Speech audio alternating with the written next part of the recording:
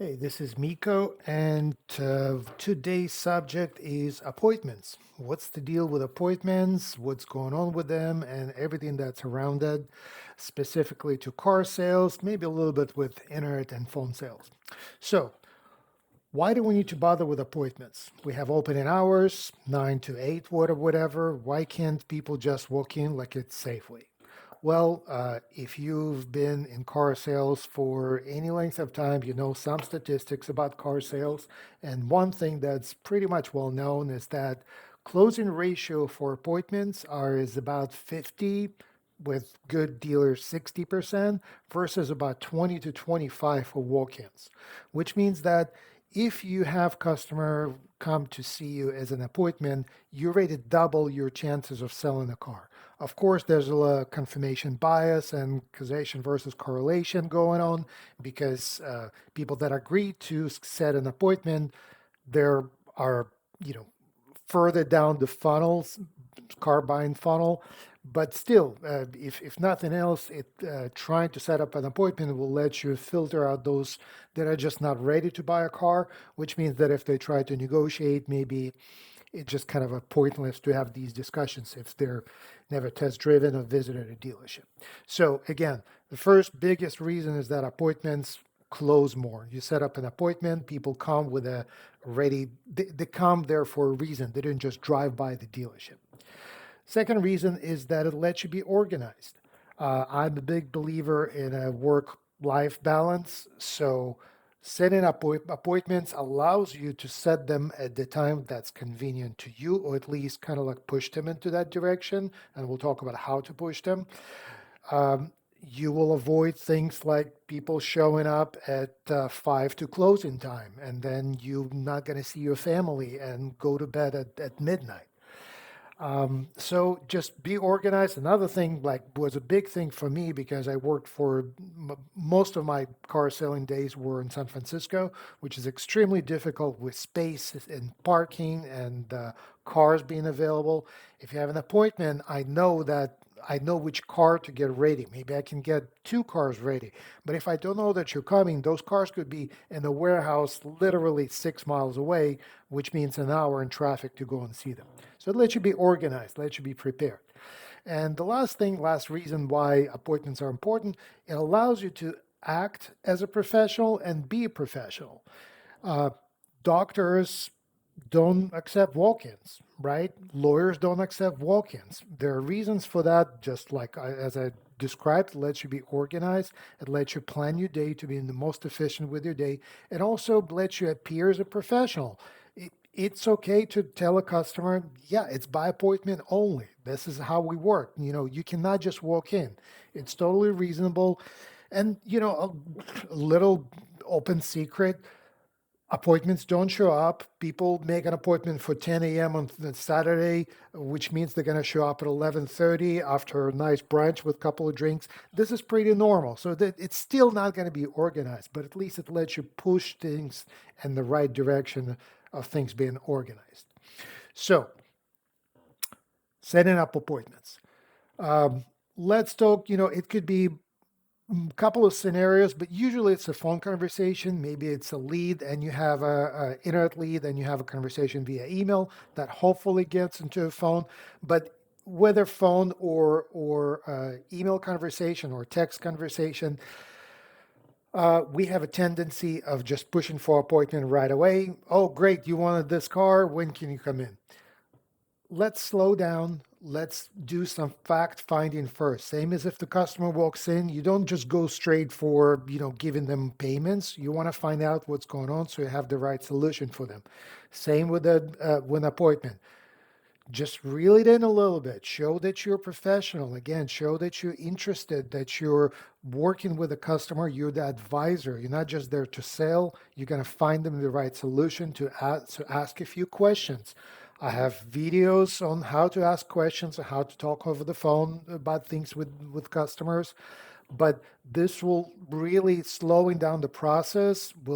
It's an investment of time, which will pay off later. So before you jump in an appointment, fact finding first. And then once you find information about the customer, what do they drive, what are they thinking, what kind of driving they do, you will be better set up to sell the appointment. Because when you're on the phone, you're not selling the car, you're selling the appointment. Again, talk about it in other videos about phone selling.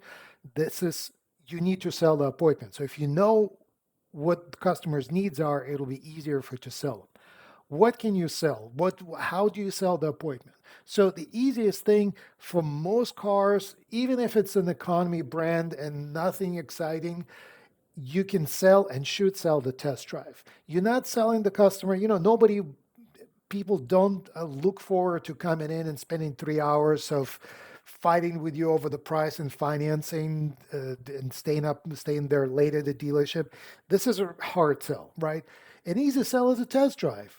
How about we compare a couple of cars? How about we go on a nice test drive? Maybe I'll let you go on your own, depending on the dealership policy. Whatever you can find about this, especially if it's a performance or luxury brand. This was my thing with BMW. Everybody wants to drive a BMW, right? So if it's some kind of a fun car, even an SUV, even if it's an economy brand, you can find ways to sell it, how it's a brand new model. You find out what they drive now. If it's a 5, 10-year-old car, then it's going to be exciting for them to drive a new car that has like self-driving. If it's an electric car, that's a whole other thing, right? So sell the test drive. Another way to sell the appointment, if it's not the test drive, and especially when people start asking you questions like, "What's the best price?" Right, which shows you, where the customer stands. My thing will be what I would recommend. I will tell them, well, the best price is what I sent you or what we have online. This is a great price. We researched it and we know that it's competitive price. But if you walk in, if you come in and you are here in person, we might be able to do something special. Well, what's the special? Look, I don't know. It really depends on the appointment, on the car, and what the situation is. But I know my manager. If you're here and you're ready to buy, it will be something special. So again, just try something to get them in. And for this specific category of people that have questions about credit, that you can see that they're kind of credit challenged, if they asked about uh, bad credit, bankruptcy, a lot upside down, weird job, student, first time buyer situation, sell them the special financing. How do you sell it? Again, you have a word track. Write it down for yourself. Use ChatGPT to write it for you. But it's something like, I understand you have a challenge credit. We have a dedicated team to work with people just like you to help them get in the right car. We have special finance director that deals just with that. How about we set up an interview with that finance director to find the perfect solution for your credit finance and needs? So again, have it, know what you're going to say, know which way you're going to go based on the fact finding, and sell that appointment. How to sell it now? So there's a very specific technique that sometimes get a little bit too specific. So let's talk about that. The official name for it is alternate choice. So it means you're not going to tell the customer when you want to come in. And by the way, the worst thing, and I hear it from salespeople working at high-end luxury dealership that been in sales for decades, and they still do that. Somebody calls about a used car. Oh yeah, that car's in stock. We open till 7. I'll be here until 7, so come by anytime. Horrible. Okay, this is like, if I hear this on the phone call, this is just a fail. Why is it a fail? Well, many reasons. You cannot be organized. You don't know if that car is actually available. You're not going to have this car ready because you don't know if that customer is going to come in. And that's just an invitation to procrastinate. So better question will be, when do you want to come in? Where are you going to come in? And the best question is the alternate choice. Alternate choice is this. We have 2 or 3 options. Which one works best for you? So for example, you get a phone call during the day, weekday, you ask some questions, figure out a couple, maybe one car, maybe 2, sold the test drive. Well, Mr. Customer, we have an availability today at 4:15. If that doesn't work for you, we can meet tomorrow at 10:30 or at 1:45. So not more than 3 choices, two options or 3. That's all you want to play with. It's not one, it's two or three. This way you can use and you can set up offer options that work for you. If my dealership closes at 7, my latest appointment will be at 5 p.m. This is it. Unless or I mean, this is the latest I'm going to offer. If they say, well, I get off work at 5, the earliest I can come at 4, 5:30, of course I'm going to take that. I'm even going to take 6 or 6:30 if I feel that there's a deal, 7 or even later. But I'm not going to offer that as an option right up front. I'm going to try to push it earlier so I can close the deal and there's time to actually work it properly, and I'm going to get some sleep and maybe even see my family if I'm lucky. So again, 2, 3 options at the most. Sometimes I heard this technique or tactic being used with very specific numbers. Well, we have an appointment of 10:28. To me, that's gimmicky. Okay, especially these days, I see how it works with all the online Zoom meetings. It's 10, 10:15, 10:30, 10:45, or 11. Quarter hour. It's totally reasonable. Don't get too cute with that. Okay, so that's all you need to do. That's basically it. You offer those choices. You ask them, they tell you which choice works better, or they're going to tell you, well, this neither one will work, or 10:30 doesn't work. Can we do 11? Check. Think about this. Think about, see if it works on your calendar. If it doesn't work, tell them it doesn't work. Let's find some other solution. Maybe it's the next day. If you feel like this is the only way and you'd rather split the deal and get another salesperson, yeah, by all means, that's you decide how to do that. And that's up to you. If the customer says, well, this is the only day and you're booked or you're off, yeah, of course, half a deal is better than nothing. But just think about this and don't, if you word this the right way, um, most of the time it's going to work to your advantage. So sometimes I would even say, well, look, Mr. Customer, yeah, 10:30 works for me. 11:30 doesn't work because I have another appointment. So we can do this. I can set you up at 10:30 with another salesperson, or we can set it up maybe later in the day. Which one works for you? So again, alternate choice. And more often than not, people say, you know what?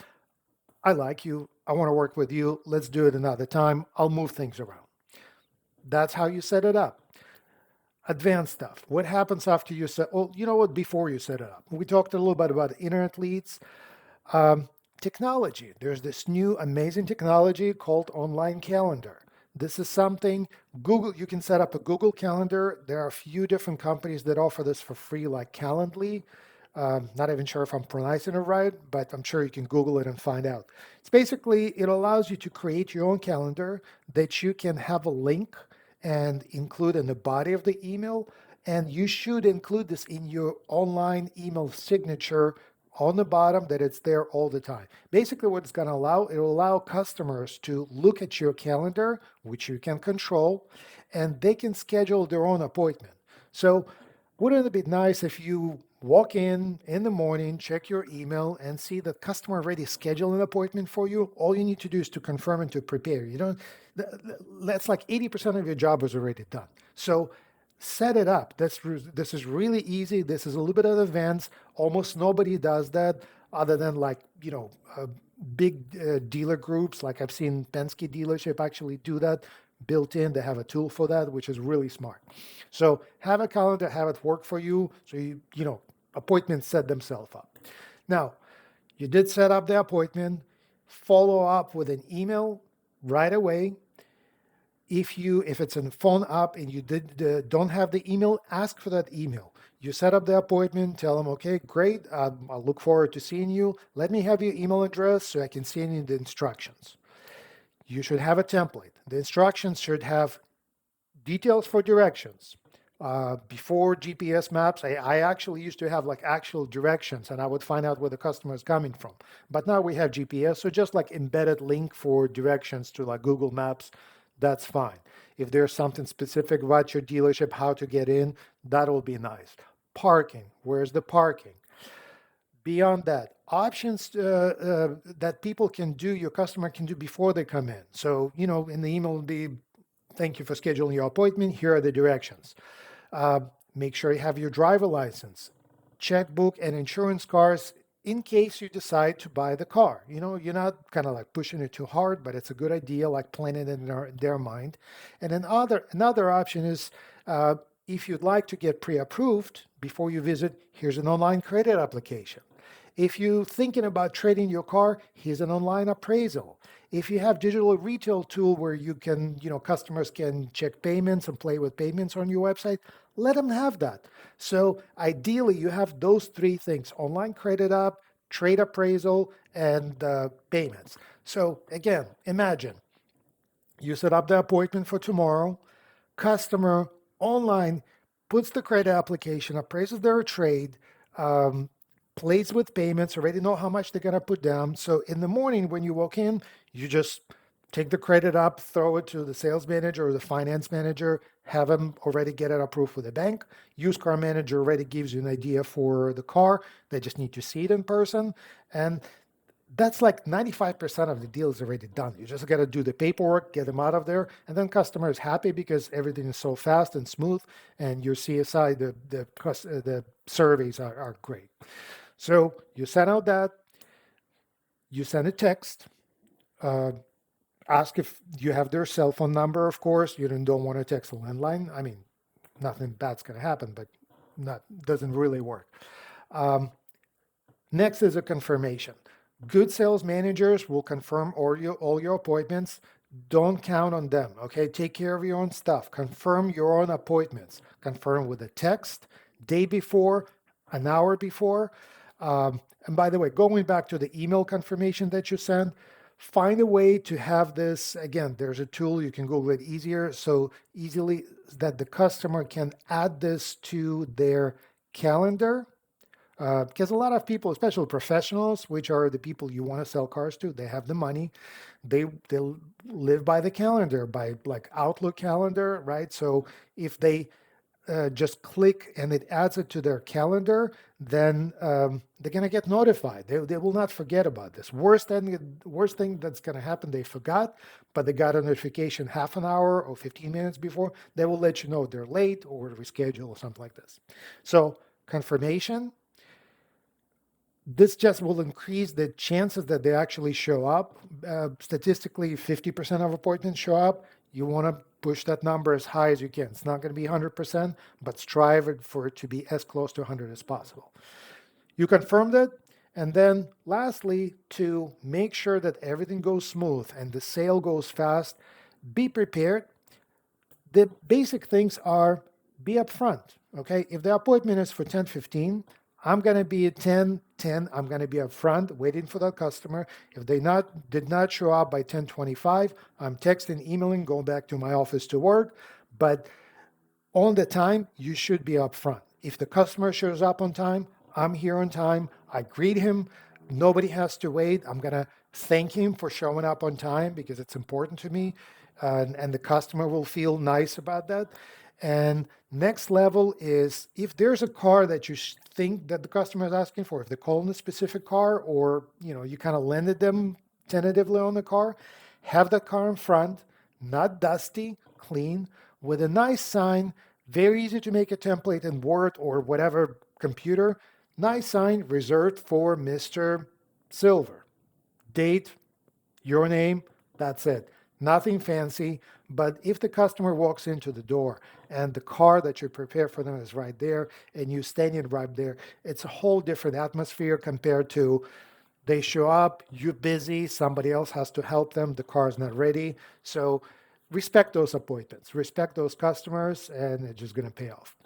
So that's it. I hope it's helpful. It's been a nice, short 19-minute video. Enjoy, subscribe, like, give it out, and happy selling.